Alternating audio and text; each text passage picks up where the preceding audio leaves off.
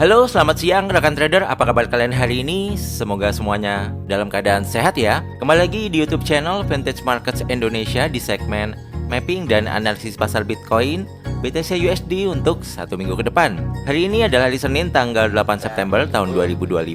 Sekarang mari kita langsung lihat chart Bitcoin aja ya di broker Vintage. Sebelum kita masuk ke sesi analisa dan mapping, saya mau review dulu mengenai mapping yang kita sudah buat di video tanggal 1 September yang lalu ya teman-teman. Di tanggal 1 September yang lalu pada saat saya bikin video ya di Senin minggu lalu, kira-kira harga Bitcoin itu ada di kisaran sini ya teman-teman ya. Saya bilang untuk kondisi pergerakan harga di Bitcoin kecenderungannya masih cenderung turun ya. Kita lihat di time frame H1 gitu ya. Di H4 itu arahnya masih turun. Maka opsi sell bisa menjadi pilihan yang menarik pada saat itu ya teman-teman. Saya bilang kalau teman-teman mau cari entry sell bisa di trendline turun ini ya. Terus atau di supply area ini atau di supply area yang atas ya. Ini supply area minor yang warna krem. Kemudian walaupun trennya turun, kalau teman-teman mau entry buy, ini juga bisa buy di demand area yang warna hijau ini ya. Ini demand area mayor. Nah, analisa kita masih bekerja dengan baik ya teman-teman. Bahwa di minggu lalu harga Bitcoin ini sempat mantul di trendline ya. Dari 110.500 ini sempat turun sampai 108.300-an ya teman-teman. Kemudian harga naik di supply area ini juga sempat mantul-mantul ya. Dari 111.700 ini sempat turun ke 110.200 ya. Nah, ini mantul beberapa kali, kemudian ini breakout. Dan di supply area selanjutnya ini mantul cukup lumayan ya teman-teman di kisaran 113.300. Ini turun sampai level terendah di kisaran 110 ribuan ya teman-teman. Nah, semoga teman-teman yang nonton videonya di minggu lalu dan mungkin ada opsi sell di supply area ini, semoga semuanya berakhir dengan profit ya. Nah, bagaimana dengan mapping dan analisa Bitcoin untuk satu minggu ke depan? Tunggu sebentar ya teman-teman, saya gambar dulu untuk area mappingnya. Nanti kita akan analisa bareng-bareng ya. Nah, teman-teman, saya udah gambar supply dan demand areanya ya. Ini bisa teman-teman lihat di time frame H1 ya. Untuk demand area minor ini ada di kisaran 109.700 sampai 108.300 ya teman-teman ya. Dan untuk supply area minor paling dekat ini masih sama dengan video minggu lalu, ada di kisaran 112.900 sampai 113.700. Dan untuk supply area dan demand mayornya masih sama ya di video minggu lalu ya, karena belum di break juga untuk demand dan supply area mayor ini. Ini teman-teman bisa lihat demand areanya di kisaran 107.200 sampai 105.000.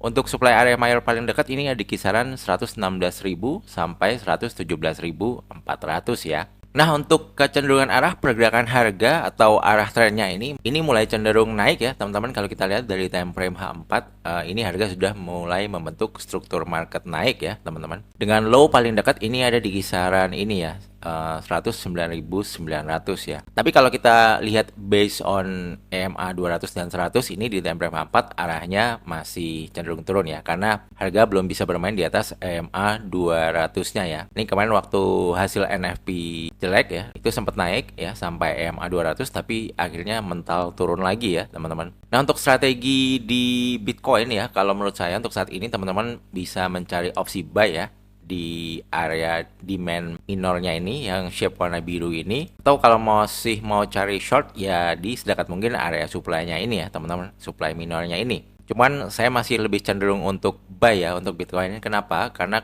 di minggu lalu ya kita sudah lihat bahwa data ketenaga kerjaan kayak NFP, itu ADP dan George Job Opening itu buruk semua ya teman-teman, yang ini mengindikasikan bahwa nanti kedepannya The Fed kemungkinan besar akan menurunkan suku bunga acuan bank sentralnya ya di pertengahan bulan September ini. Dan kemungkinan kalau suku bunga bisa dipangkas, maka kemungkinan harga Bitcoin akan bergerak naik lagi ya teman-teman. Yang mana kalau kita pandang dari time frame daily, ini harga Bitcoin ini sedang bermain di area bawah ya teman-teman ya. Jadi kalau misalnya mau buy sekarang, ini masih jadi kesempatan yang menarik sih.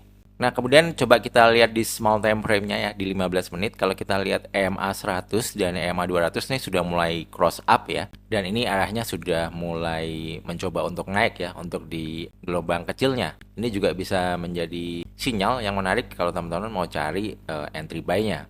Nah, kalau teman-teman lihat di sini ada gambar trendline ya. Ini saat ini harga Bitcoin sedang bermain di antara dua trendline, sedang bermain di antara trendline naik dan trendline turun ya. Ini jadi mari kita lihat nanti apakah dia bisa break atas atau break bawah ya, teman-teman. Dan kalau harga Bitcoin ini bisa break atas dari area trendline, apalagi Bitcoin nanti bisa break dari area supply minor ini yang warna krem, maka ini kemungkinannya harga Bitcoin akan naik lebih jauh lagi ya teman-teman. Nah, ini ada beberapa berita fundamental yang perlu kita cermati di minggu ini ya teman-teman. Di hari Rabu besok tanggal 10 September ini ada berita PPI monthly ya. Ini untuk previousnya 0,9% dan untuk forecastnya diprediksi menurun ya 0,3%. Nanti kalau hasil actualnya bisa lebih rendah daripada forecast dan previous, maka kemungkinan indeks dolar Amerika bisa melemah dan harga Bitcoin bisa bergerak naik kembali ya teman-teman. Kemudian di hari Kamis tanggal 11 September ini ada berita yang penting juga setengah 8 malam, CPI year on year ya. Ini adalah data tentang tingkat inflasi tahunan ya di Amerika. Ini untuk previousnya angkanya 2,7% dan untuk forecastnya diprediksi meningkat malahan ke 2,9%. Ini kalau hasil actualnya bisa meningkat ya daripada bulan sebelumnya ya. Ini kemungkinan harga Bitcoin bisa drop dulu sih ya karena tingkat inflasi yang meningkat ya teman-teman di Amerika. Kemudian di hari Jumat jam 9 malam ini ada prelim UOM Consumer Sentiment dan prelim UOM Inflation Expectation yang juga perlu teman-teman perhatikan untuk berita ini. Nah, untuk berita pengumuman suku bunga Bank Sentral dari The Fed itu ada di minggu depannya lagi ya teman-teman, tanggal 18 September di hari Kamis ya, di sini ya jam 1 pagi. Ini teman-teman bisa lihat Federal Funds Rate ya. Ini kalau minggu depan suku bunga benar-benar dipangkas, maka harga Bitcoin kemungkinan besar bisa bergerak naik cukup signifikan ya teman-teman. Jadi ini yang perlu kita cermati juga sama-sama ya news ini. Nah, sekarang kita kembali lagi ke chart ya teman-teman. Kalau kita lihat harga Bitcoin ini sebetulnya bisa kita bilang harganya sideways di bawah ya teman-teman. Kalau kita lihat data dari kisaran ini ya teman-teman, dari tanggal 24 Agustusan ya teman-teman ya. Ini harganya cuma bermain di antara supply area minor ini sampai demand area mayor ini ya. Jadi harga cuma bolak-balik aja ya di sini ya. Naik, ini turun lagi ya. Jadi ini juga bisa teman-teman tandain ya area supply minor ini dan demand area mayor ini untuk teman-teman kalau mau cari entry buy atau cari entry sell dengan resiko yang minimum ya. Artinya kalau kita mau sell, kita sell lah sedekat mungkin area supply ini. Kalau mau buy, kita cari buy sedekat mungkin area demand mayor ini ya teman-teman, biar resikonya minimal ya.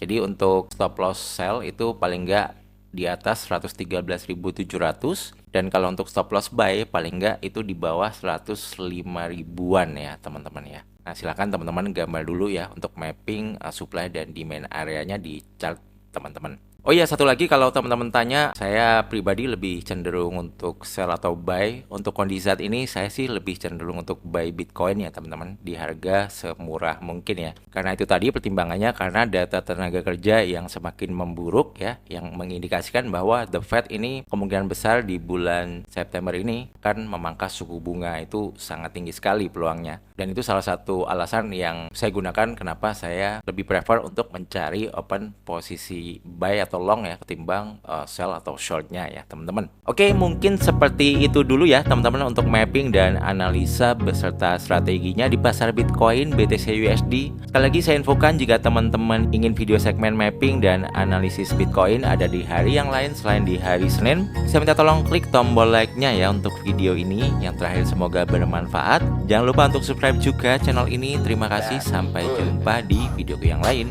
See you, bye bye guys, thank you.